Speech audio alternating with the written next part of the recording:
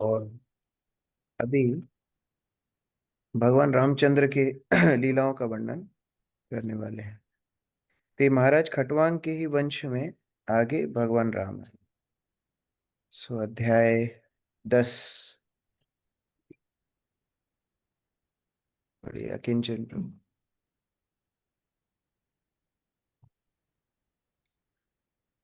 अध्याय 10 परम भगवान रामचंद्र की लीला है। इस 10वें अध्याय में बतलाया गया है कि किस तरह महाराज खटवांग के वंश में भगवान रामचंद्र उत्पन्न हुए। इसमें भगवान के कार्यकलापों का भी वर्णन हुआ है, जिसमें रावण को मारकर अपनी राजधानी अयोध्या लौटना भी सम्मिलित था। महाराज खटवांग के पुत्र दीर्घबाहु थे पास में और उनके पुत्र रघु हुए। रघु के पुत्र अज थे और अज के पुत्र दशरथ थे, जिनके पुत्र थे भगवान रामचंद्र। जब भगवान इस धरा पर अपने पूर्ण चतुर्व्यूह स्वांश रामचंद्र, लक्ष्मण, भरत तथा शत्रुघ्न समेत अवतरित हुए, तो वाल्मीकि जैसे परम सत्य के वेत्ताओं ने उनकी दिव्य लीलाओं का वर्णन किया। श्रील सुखदेव गोस्वामी ने संक्षेप में इन लीलाओं का वर्णन किया है। भगवान रामचंद्र ने विश्वामित्र के साथ जाकर मारीच जैसे राक्षसों को हताहत किया। फिर अत्यंत दृढ़ एवं कठोर हरधनु नामक धनुष को तोड़कर सीता देवी से ब्याह किया और परशुराम का मान मर्दन किया। फिर अपने पिता की आज्ञा का पालन करने के लिए वे लक्ष्मण तथा सीता सहित जंगल में चले गए। वहां उन्होंने शूर्पणखा की नाक काटी और खरदूषण जैसे रावण के पार्षदों का वध किया। रावण द्वारा सीता का अपहरण इस असुर के दुर्भाग्य का सूत्रपात बना। जब मारीच ने स्वर्ण मृग का रूप धारण किया तो सीता देवी को प्रसन्न करने के लिए भगवान रामचंद्र उस मृग को लाने गए, किंतु इसी बीच में भगवान की अनुपस्थिति का लाभ उठाकर रावण सीता जी को हर ले गया। सीता देवी का हरण होने पर भगवान रामचंद्र लक्ष्मण समेत जंगल में उनकी खोज करते रहे। खोज करते करते उनकी भेंट जटायु से हो गई। तत्पश्चात भगवान ने असुर कबंध तथा सेनापति बाली को मारा और सुग्रीव से मैत्री स्थापित की। वानरों की सेना बनाकर तथा उनके साथ समुद्र तट पर पहुंचकर भगवान ने साक्षात समुद्र के आगमन की प्रतीक्षा की, किंतु उसके न आने पर भगवान समुद्र के राजा पर क्रुद्ध हुए। तब समुद्र दो दो आया, उनकी शरण ग्रहण की और उनकी हर प्रकार से सहायता की। तब भगवान ने समुद्र पर सेतु बांधना चाहा और विभीषण की सलाह पर उन्होंने रावण की राजधानी लंका पर आक्रमण कर दिया। इसके पूर्व भगवान के नित्यदास हनुमान ने लंका में आग लगा दी थी और अब लक्ष्मण की सहायता से भगवान रामचंद्र की सेना ने सारे राक्षस सैनिकों का वध कर डाला। तब भगवान ने स्वयं रावण को मारा। मंदोदरी तथा अन्य पत्नियां रावण के लिए शोक करने लगी और भगवान रामचंद्र के आदेश अनुसार विभीषण ने परिवार के समस्त मृतकों का दाह संस्कार किया। तत्पश्चात भगवान रामचंद्र ने विभीषण को लंका पर राज्य करने का अधिकार सौंपा और उसे दीर्घायु दी। भगवान ने अशोक वाटिका से सीता देवी का उद्धार किया और उन्हें पुष्पक विमान में चढ़ाकर वे अपनी राजधानी अयोध्या ले गए, जहां उनके भाई भरत ने उनका स्वागत किया। जब भगवान रामचंद्र अयोध्या में प्रविष्ट हुए तो भरत उनकी खड़ाऊ ले आया। विभीषण और सुग्रीव चंवर तथा पंखा पकड़े थे, हनुमान छाता ताने थे, शत्रुघ्न भगवान का धनुष तथा दो तरकस लिए थे और सीता देवी पवित्र स्थानों से लाए गए जल से पूर्ण एक जल पात्र लिए थी। अंगद ने तलवार ले रखी थी, ऋक्षराज जाम्बवंत ढाल लिए थे। जब भगवान रामचंद्र लक्ष्मण तथा सीता देवी समेत अपने सभी परिजनों से मिले तो वशिष्ठ महामुनि ने उन्हें राजा के रूप में सिंहासन प्रदान किया। यह अध्याय अयोध्या में भगवान रामचंद्र के राज्य के संक्षिप्त वर्णन के साथ समाप्त होता है। सामान्यतः परीक्षित महाराज पांडवों के घर में जो पले बढ़े, तो रामायण बचपन से सुनते ही थे। ये बड़े संक्षिप्त में सुखदेव गोस्वामी ने रामायण को बताया। ये अध्याय और अगले अध्याय में भगवान राम के राज्य का वर्णन, तो बड़े संक्षिप्त में रामायण का उल्लेख। श्री शुक उवाच खट्वांगा दीर्घबाहुश्च रघुस्तस्मात् पृथुश्रवा अजततो महाराजस्तस्मात् दशरथोऽभवत्। सुनीति माता जी। हरे कृष्णा प्रभु जी। शील सुखदेव गोस्वामी ने कहा, महाराज खटवांग के पुत्र दीर्घवायु थे और उनके पुत्र विख्यात महाराज रघु हुए। महाराज रघु से अज उत्पन्न हुए और अज से महापुरुष महाराज दशरथ दशरथ हुए। हरे कृष्णा। तस्यापि भगवानेश साक्षात् ब्रह्ममयो हरि असंशयेन चतुर्घात घात पुत्रत्वं प्रार्थितः सुरै राम लक्ष्मण भरत शत्रुघ्न इति समगया। मोनिका माता जी। देवताओं द्वारा प्रार्थना करने पर परम सत्य पूर्ण पुरुषोत्तम भगवान अपने अंश तथा अंशों के अंश के साथ साक्षात प्रकट हुए। उनके पावन नाम थे श्री राम, लक्ष्मण, भरत और शत्रुघ्न। ये सुख्यात अवतार महाराज दशरथ के पुत्रों के रूप में 4 स्वरूपों में प्रकट हुए। हरे कृष्ण। तो आध्यात्मिक जगत में जब भगवान चतुर्व्यूह रूप में विस्तार करते हैं, वसुदेव, संकर्षण, प्रद्युम्न और अनिरुद्ध, तो वो चारों राम, लक्ष्मण, भरत, शत्रुघ्न के रूप में आते हैं। वासुदेव, राम, संकर्षण, लक्ष्मण, प्रद्युम्न, भरत और अनिरुद्ध, शत्रुघ्न, ये चारों विष्णु रूप हैं और चारों ही भगवान के अंश अवतार हैं। महारानी माता जी। तात्पर्य, भगवान श्री राम चंद्र और उनके भाई लक्ष्मण, भरत, शत्रुघ्न ये सभी विष्णु तत्व है, ना कि जीव तत्व। पूर्ण पुरुषोत्तम भगवान अनेकानेक रूपों में अपना विस्तार करते हैं। अद्वैत, अच्युतम, अनादि, अनंत रूपम। यद्यपि वे सभी एक ही हैं, किंतु विष्णु तत्व में अनेक रूप एवं अवतार होते हैं, जैसा कि ब्रह्म संहिता में इसकी पुष्टि की गई है। रामादि मूर्तिषु कल्याणी में तिष्ठन्। श्री भगवान अनेक रूपों में विद्यमान है, जैसे कि श्री राम, लक्ष्मण, भरत तथा शत्रुघ्न, और ये रूप इनकी सृष्टि के किसी भी भाग में स्थित हो सकते हैं। ये सभी रूप अस्थायी एवं शाश्वत रूप से ईश्वर के व्यक्तिगत रूप में विद्यमान रहते हैं, और ये समान शक्ति वाले अनेक दीपों के तुल्य होते हैं। भगवान श्री राम, लक्ष्मण, भरत तथा शत्रुघ्न ये सभी विष्णु तत्व होने के कारण समान शक्तिशाली हैं। देवताओं की प्रार्थना करने पर ये महाराज दशरथ के पुत्र बने। हरे कृष्ण। जैसे ब्रह्म संहिता में उदाहरण दिया जाता है, एक दीपक से कई दीपक जलते हैं, सबकी लो बराबर प्रकाश देती है। उसी प्रकार भगवान जितने स्वांश लेते हैं अर्थात अवतार लेते हैं, सभी पूर्ण समर्थ हैं, लेकिन लीला के आवश्यकता अनुसार उतने ही शक्तियों का प्रदर्शन करते हैं। श्लोक संख्या 3। तस्यानुचरितं राजन् ऋषिभिः तत्त्वदर्शिभिः श्रुतं हि वर्णितं भूरि त्वया सीतापतेर्मुहुः। दिनेश सोनी प्रभु।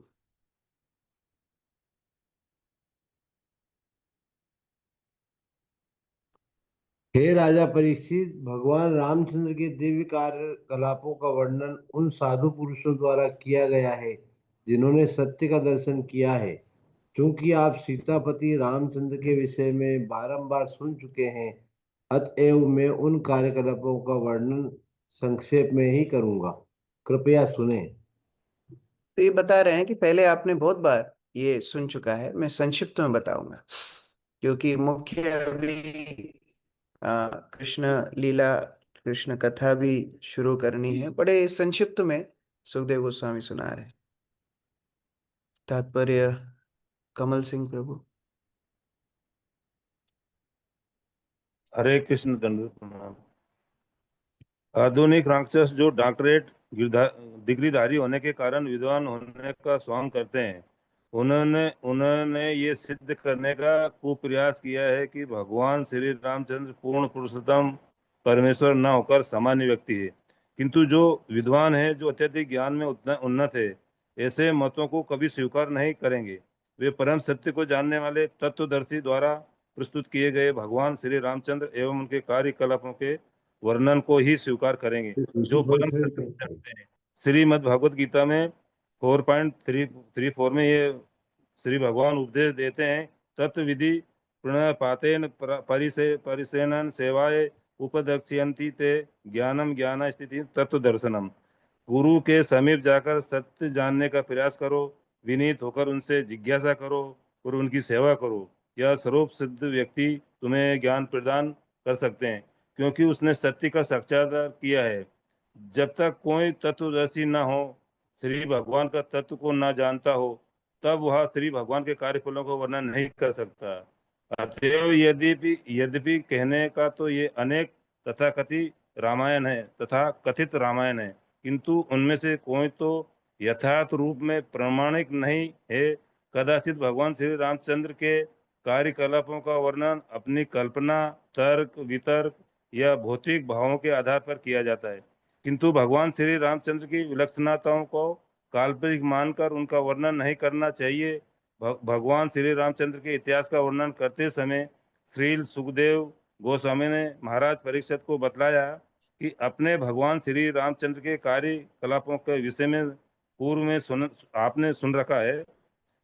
इससे स्पष्ट है कि 5000 वर्ष पूर्व श्री रामचंद्र की अनेक कथाएं रामायण थी और अब भी अनेक है, किंतु हमें केवल तत्वदर्शियों द्वारा लिखित कथाओं को चुनना चाहिए, ऐसा तथाकथित पंडितों की किताबों को नहीं, जो मात्र डॉक्टरेट डिग्री के आधार पर ज्ञानी होने का मिथ्या अभिमान करते हैं। यहाँ श्री सुखदेव गोस्वामी द्वारा दी गई चेतावनी है।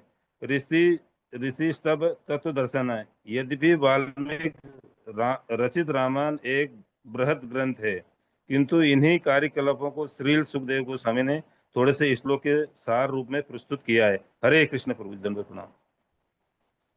प्रभुपाद मॉडर्न राक्षस अभी के आधुनिक राक्षसों को किसको संबोधित कर रहे हैं?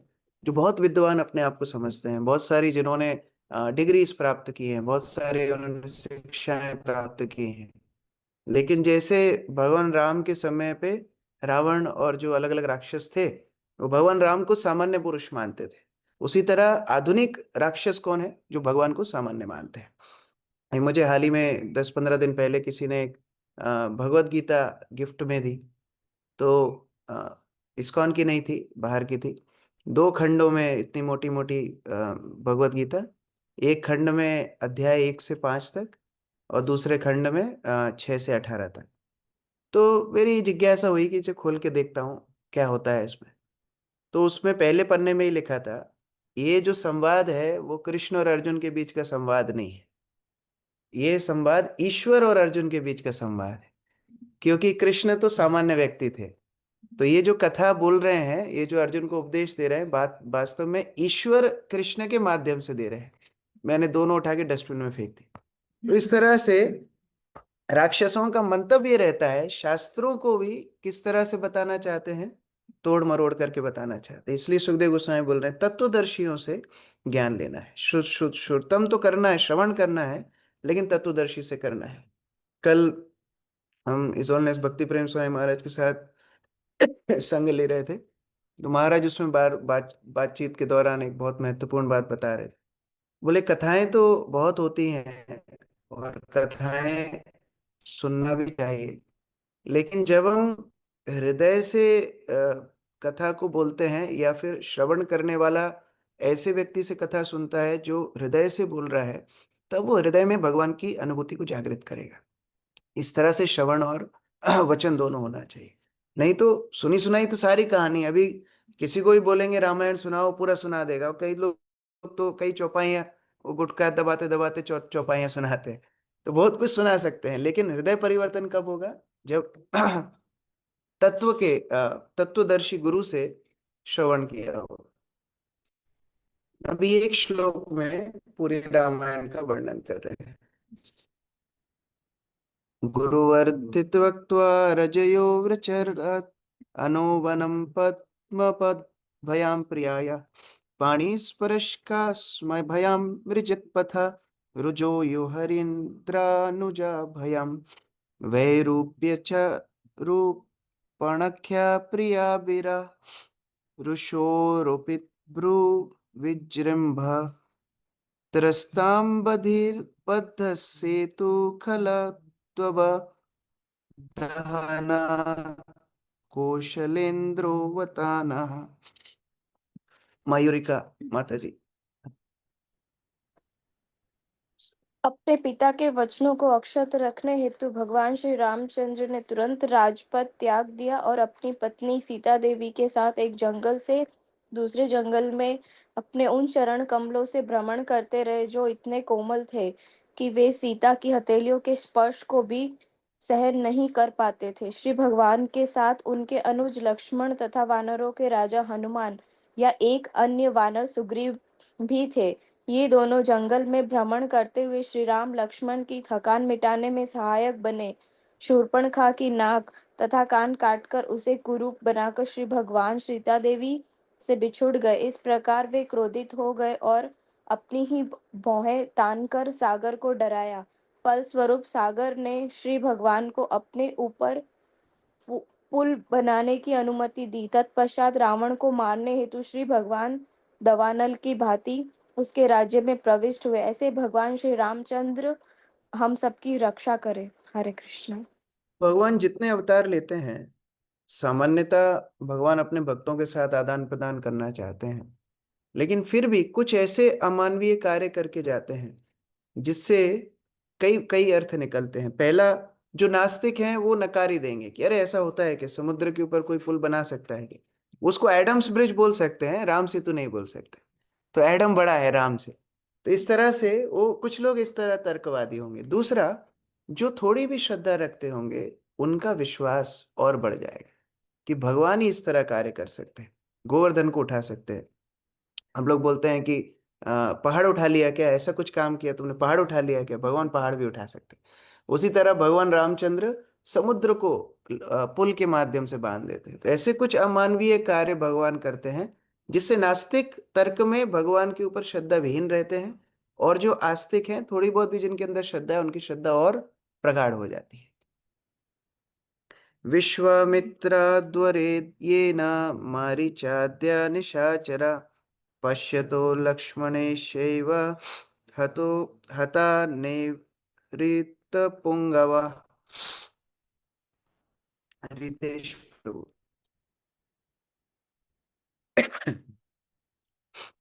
अयोध्या नरेश, भगवान श्री रामचंद्र ने विश्वामित्र द्वारा संपन्न किए गए यज्ञ के प्रक्षेत्र में अनेक राक्षसों तथा असभ्य जनों का वध किया, जो तमोगुण से प्रभावित होकर रात में विचरण करते थे। ऐसे भगवान श्री रामचंद्र जिन्होंने लक्ष्मण की उपस्थिति में इन असुरों का वध किया, हमारी रक्षा करने की कृपा करें। यो लोकवीरसमितौ धनुरश्यमुग्रं सीता स्वयंवरगृहे त्रिशतोपनीतम् आद्याय बालगजलील इवेक्षुयष्टिं सज्जैकृतं नृपवृक्षय बन्धनमध्ये जित्वानुरूपगुणशीलवयोऽङ्गरूपां सीताभिधां श्रियमूर्षि अभिलाभधाम्नां मार्गे व्रजन् भृगुपतेर्व्यनत् प्ररूढं दर्पं महीमकृत यस्त्री अराजबीजम। गायत्री माता जी।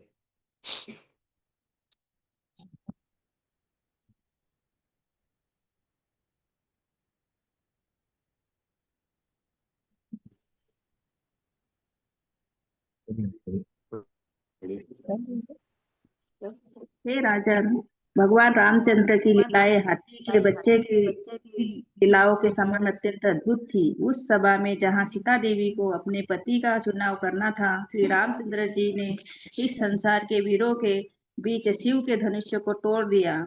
यह धनुष्य इतना भारी था कि इसे 300 व्यक्ति उठाकर लाए थे, लेकिन भगवान रामचंद्र ने इसे मोड़कर प्रत्यंचा चढ़ाई और बीच से वैसे ही तोड़ दिया जैसे हाथी का बच्चा गन्ने को तोड़ देता है। इस प्रकार से भगवान ने सीता देवी का पानी ग्रहण किया, जो उन्हें उन्हीं के समतुल्य दिव्य सौंदर्य, आचरण, आयु तथा स्वभाव से युक्त थी। वास्तव में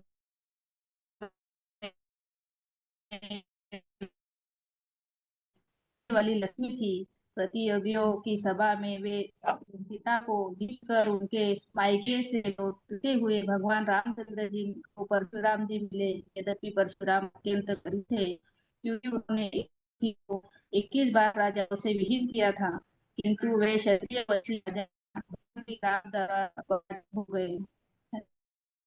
यहाँ पर एक हाथी के बच्चे का उदाहरण दिया जा रहा है। यद्यपि छोटा है लेकिन बहुत शक्तिमान है। इस तरह मराठी में भी एक कहावत है, कोई मराठी है इधर? हाँ, कोई है मराठी? लहान मूर्ति क्या है?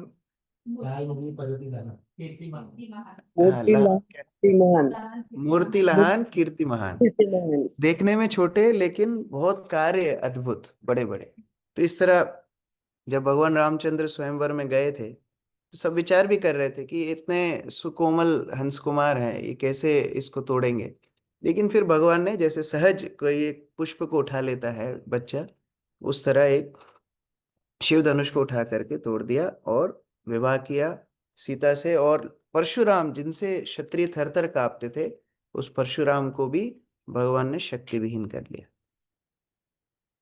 यह सत्य पाश परिवीत पितुर्निदेशम स्त्रैणस्य चापि शिरसा जग्रे स भार्या राज्यं श्रियं प्रणयिना सुहृदो निवासं त्यक्त्वा ययौ वनमसौ एव मुक्तसंगा। हिमांशु सोनी प्रभु।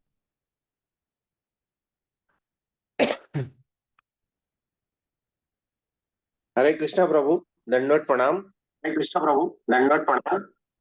अपने पिता जो कि अपनी पत्नी को दिए वचन से बंधे थे, उनकी आज्ञा का पालन करते हुए भगवान श्री रामचंद्र ने उसी प्रकार अपना राज्य, ऐश्वर्य, मित्र, शुभचिंतक, निवास तथा अन्य सभी कुछ त्याग दिया, जिस प्रकार मुक्तात्मा अपना जीवन त्याग देता है। तत्पश्चात वे सीता सहित जंगल में चले गए। हरे कृष्ण प्रभु। तात्पर्य अपरो माधुरी माते तात्पर्य।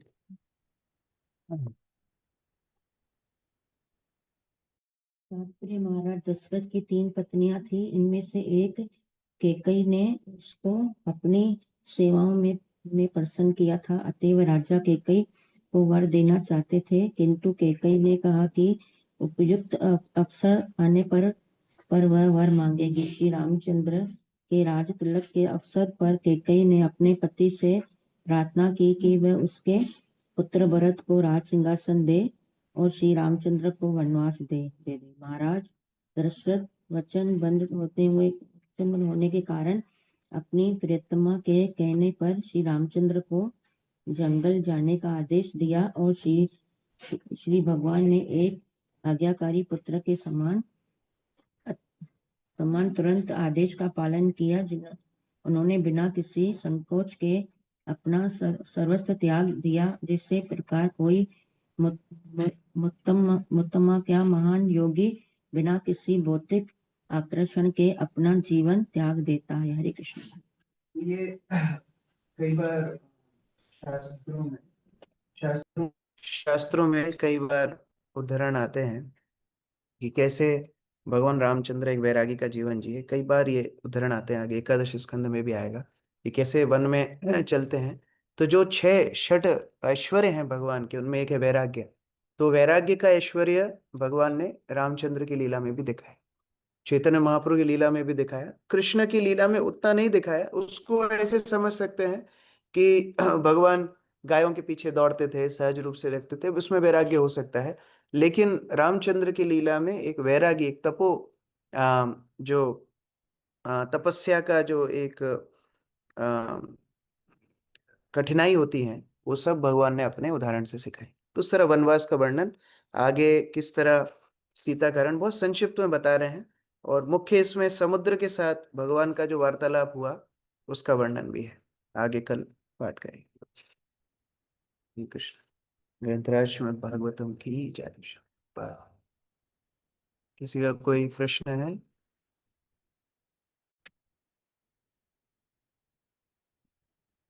क्वेश्चन?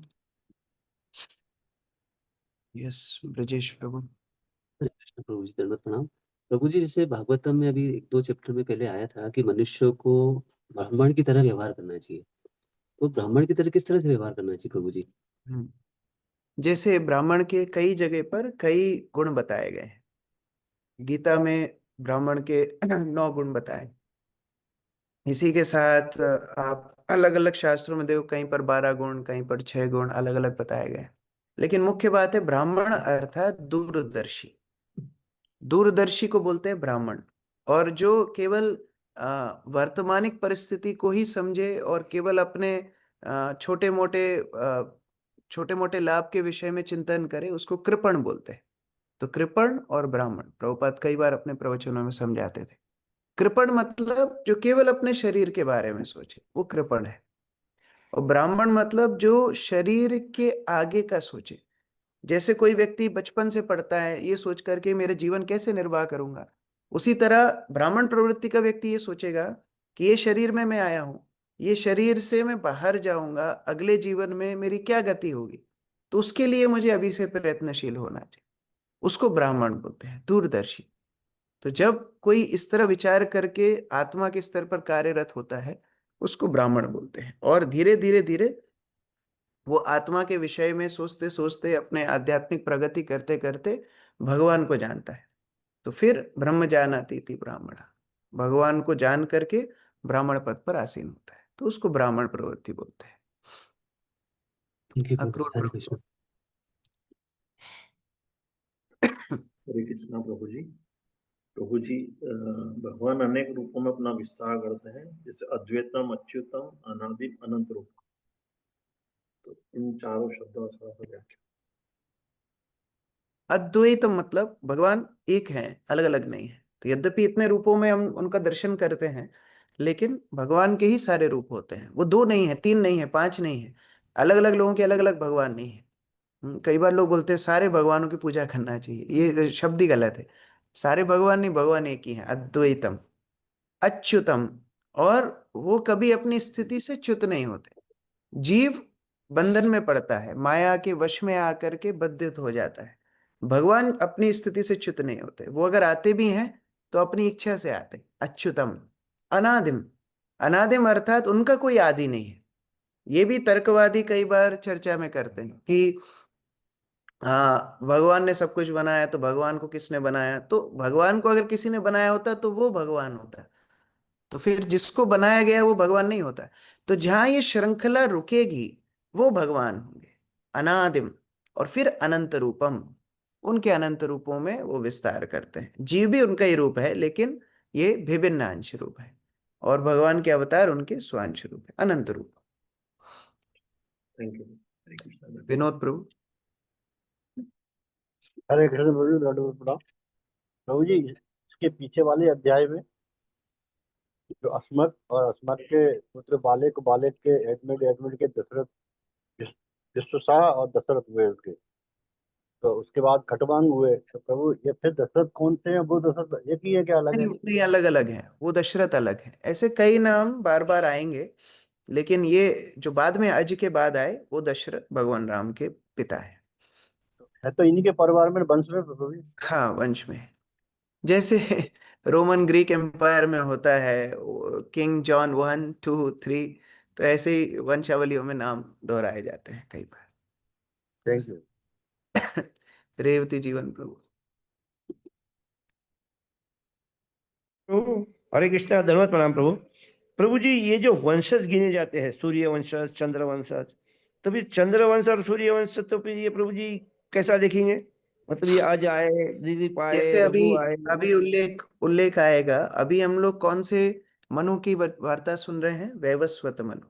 तो वैवस्वत यस। मनु सूर्य है, और उनके मतलब सूर्य पुत्र हैं, वैवस्वान के पुत्र वैवस्वत मनु। और इसलिए उनके वंशजों का वर्णन नवम स्कंद में हम पढ़ते जा रहे हैं, इसलिए उनको सूर्यवंशी बोला। आगे इक्ष्वाकु के जो संतान थी इला, तो इला इला बाद में जब बुध के साथ अर्थात सोम पुत्र बुध के साथ पुरुरवा को जन्म देगी। पुरुरवा के वंश में आगे भगवान कृष्ण के पूर्वज आएंगे, यदु इत्यादि। तो वो यदुवंशी इसलिए चंद्रवंशी कहलाते हैं। क्योंकि हुआ क्या कि सूर्यवंश में ही होते, लेकिन कार्यक्रम बिगड़ गया। वो आपको आपने पढ़ा हो, प्रथम द्वितीय अध्याय में हमने पढ़ा था कैसे वो यज्ञ के समय उनकी पत्नी जाकर के बोल देती हैं कि हमको पुत्री चाहिए, तो उनको इला हो जाती है। फिर वो इला वशिष्ठ के आशीर्वाद से फिर सुदुम्न बनता है, लेकिन वो सुदुम्न फिर सुकुमार वन में जाके फिर इला बन जाता है। तो फिर उसको वरदान मिलता है 1 महीना तुम स्त्री रहोगे, 1 महीना तुम पुरुष रहोगे। तो वहां से कार्यक्रम बिगड़ा। बिगड़ा क्या? भगवान की इच्छा थी कि एक अवतार सूर्यवंश में हो गया राम, तो अभी फिर एक अवतार चंद्रवंश में होना चाहिए। तो फिर जो चंद्र का पुत्र है बुध, उस बुध का विवाह होता है इला से। और बाद में वहां से अइला अर्थात पुरुरवा, और फिर पुरुरवा के वंश में आगे यदु, और यदु के वंश में आगे भगवान कृष्ण का अवतार होता है। तो इसलिए वो चंद्रवंशी कहलाता है। थैंक यू प्रभु, धन्यवाद प्रणाम। दीपिका माता जी। हरे कृष्णा प्रभु जी, दंडवत प्रणाम। प्रभु जी, भगवान और भगवान के स्वांश में कोई फर्क नहीं होता, पर कभी कभी हम ऐसे सुनते हैं कि भगवान की 64 क्वालिटी है, उनके गुण है, और विष्णु में 60 है, शिव जी में 56 है, और जीव में 50 है। तो इसको फिर कैसे समझे प्रभु जी? देखिए, ये जितने गणित हैं ये उनके मुख से शोभा देते हैं जिनने तत्व को समझ लिया है। हमारे लिए ये सारे अवतारों में भिन्न भिन्न करना, अलग अलग दृष्टि से देखना, ये अपराध हो जाता है, क्योंकि हम अपराध बोध दृष्टि से ही विचार करते हैं। इसका मतलब राम जी छोटे हैं, कृष्ण जी बड़े हैं, विष्णु छोटे हैं, ये बड़े वो छोटे, और इसमें हम अपनी भी नैया डुबाते हैं और जिनको प्रचार करते हैं वो भी दूर चले जाते हैं। वास्तव में हमारे लिए सारे अवतार पूर्ण है, लेकिन जो भगवान कृष्ण के तत्व को समझ गए हैं वो जानते हैं कि कृष्ण पूर्ण कलाओं से विभूषित हैं। जैसे मैं कई बार पहले भी उदाहरण दे चुका हूं, आपके घर में बहुत सामान है, लेकिन जब आप यात्रा करते हो तो उतना ही सामान लेकर के जाते हो जितनी आवश्यकता हो। उसी प्रकार से सारे अवतार पूर्ण है, लेकिन जितनी मैं व्याख्या में ही बता रहा था, जितनी आवश्यकता उस अवतार की लीला के लिए आवश्यक होता है, उतनी कलाएं या उतने गुण वो अपनी प्रकाशित करते हैं। जैसे नरसिंह देव को आवश्यकता नहीं है कि वो साक्ष्य रस का आस्वादन करें, उनका कार्य नहीं है साक्ष्य रस का आस्वादन करना, तो वो लीला में वो अपने गुण को नहीं प्रकाशित करते हैं। लेकिन इसका मतलब ये नहीं है कि नरसिंह देव असमर्थ है साक्ष्य लीला करने में, उन्होंने वो किया नहीं। उसी तरह भगवान रामचंद्र परकीय रस का स्वादन करने में असमर्थ नहीं है, लेकिन वो अपनी लीला में नहीं करते हैं क्योंकि वो मर्यादा को दिखाना चाहते हैं, मर्यादा पुरुषोत्तम है, इसलिए वो केवल एक पत्नी के साथ स्वकीय रस का स्वादन करते हैं। भगवान कृष्ण पूर्ण रसों का स्वादन करते हैं, इसलिए उनको रस वही सा, सारे रसों का आगार बोलते हैं, रसराज श्री कृष्ण। तो ये अवतार अलग अलग प्रयोजन से आते हैं, और जितना प्रयोजन, अभी मत्स्य अवतार है, मत्स्य अवतार को जरूरत नहीं है वात्सल्य रस स्वादन करने की, वो प्रलय में रक्षा करने के लिए आए, वो वात्सल्य रस का समय का है। तो इस तरह से अलग अलग अवतार जो कार्य के लिए आते हैं उतने गुणों को प्रकाशित करते हैं। तो इसलिए हमारे अंदर कभी ये बोध नहीं होना चाहिए कि नहीं ये अवतार छोटा, वो बड़ा अवतार बड़ा। हमारे लिए सारे अवतार पूर्ण है, लेकिन जो तत्व समझ गए हैं, जो एकदम कृष्ण चेतना में अवगत है, वो समझ सकते हैं कि कौन सा अवतार कितने गुणों को प्रकाशित कर रहे हैं। थैंक यू प्रभु जी। हरे कृष्ण। अंतिम प्रश्न रेखा माता जी। प्रभु जी, प्रभु जी आपने बताया कि दशरथ के जो 4 पुत्र हुए 4 स्वरूपों में प्रकट हुए, भगवान राम ने तपस्या और वैराग्य का बोला आपने, तो बाकी 3 क्या दर्शाते हैं? अलग अलग सभी के नामों के अपने अपने प्रयोजन है। राम का अर्थ है जो दूसरों को आनंद दे। भगवान राम दूसरों को आनंद देने के लिए अपनी लीलाएं करते हैं। उनकी सारी लीलाएं भक्तों को, दूसरों को, प्रजा को, अपने अनुगत्य सभी जीवात्माओं को आनंद देते हैं। फिर लक्ष्मण अर्थात जिन्होंने लक्ष्मी का संचयन किया हो भगवान की सेवा के लिए। उनके पास कौन सी लक्ष्मी थी? उनके पास सेवा रूपी लक्ष्मी थी, सेवा रूपी धन था। तो यद्यपि स्वयं भगवान है, जिस तरह बलराम स्वयं भगवान है, लेकिन वो सेवक भगवान है, वो कृष्ण की सदैव सेवा करते हैं। उसी तरह लक्ष्मण भी स्वयं भगवान है, लेकिन उनके पास विशेष धन है भगवान राम की सेवा करने, सदैव सेवा। कौन कौन ऐसा सेवक होगा जो पूरे वनवास के समय पर सोया ना हो? हाँ, इतने वर्षों तक उन्हें सोया नहीं, और जब भगवान राम देते और तब बोलते थे कि खाओ, तब वो खाते थे। तो बहुत विस्तृत वर्णन है लक्ष्मण की सेवा का। उसके बाद भरत, जो केवल भ मतलब प्रकाश, प्रकाश में रत हो, अर्थात जो धर्म में हमेशा रत हो। पूरा राज्य मिला फिर भी राज्य को स्वीकार नहीं किया, नहीं, भगवान को राज्य सिंहासन पर रहना चाहिए, मैं नहीं बैठूंगा। तो जो धर्म के पद से कभी च्युत ना हो, वो है भरत। तो उन्होंने हमेशा अपने उदाहरण से सिखाया कैसे भगवान राम को राजा मान करके सेवक रूप से हमको कार्य करना चाहिए। ये शरीर भगवान का है, संपत्ति भगवान की है, उनकी सेवा में लगना चाहिए। और शत्रुघ्न अर्थात जिनने शत्रुओं के ऊपर दमन किया हो। अभी पूरी रामायण में शत्रुघ्न ने ज्यादा असुर मारे नहीं। मथुरा के ऊपर जब विजय प्राप्त की तभी उन्होंने केवल कौन सा असुर था, वो लवणासुर था या कोई एक असुर था, उसका वध किया। लवणासुर ही था शायद, उसका वध किया, मथुरा नगरी पर उन्हें आधिपत्य किया शत्रुघ्न ने। लेकिन वाल्मीकि बताते हैं इन्होंने अपने हृदय के शत्रुओं का दमन किया, क्योंकि यद्यपि स्वयं अवतार हैं लेकिन हमेशा बाकी 3 भाइयों की सेवा में रहते रहे। लक्ष्मण तो फिर भी भगवान राम की सेवा में थे, लेकिन शत्रुघ्न कौन? Servant of the servant, Bharat की सेवा में थे। तो कई उदाहरण उनके माध्यम से समाज को देते हैं, कई शिक्षाएं हैं। हरे कृष्ण। श्री प्रभुपाद की जय, समवेत भक्त वृंद की जय, ग्रंथराज श्रीमद् भागवतम की जय।